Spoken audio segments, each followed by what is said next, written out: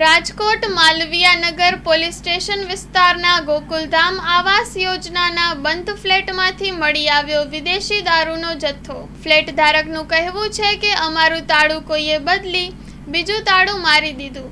તાળું ન ખુલતા અમે તોડી નાખ્યું। Story report by Sandeep Chavda, Rajkot. મારું નામ લતાબેન અશોકભાઈ ચૌહાણ। શંકામાં એવું છે કે જ્યારે અમે રહેતા ને ત્યારે તો એ બધા પાડોશ નીકળી ગયા છે।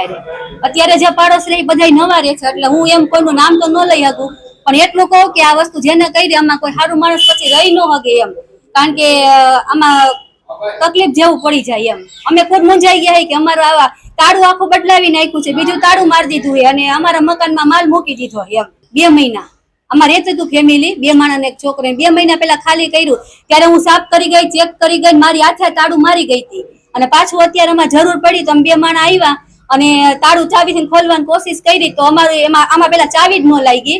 પછી મારા ઘરવાળાએ કંટાળીને અમારું તાળું તોડી નાખ્યું અને અમે અંદર જેવા ગયા ને અહીંથી બોટલ હતી, અંદર 10 બોટલ એ રીતના બધું નોખું બધા કોકે રાખી દીધું એમ। ના, મને શંકા નથી, પણ એમ કે આ તાળું જ આખું બદલાવી નાખ્યું। અમારું જે મકાન છે એમાં તાળું જ બીજું મારી દીધેલું છે એમ।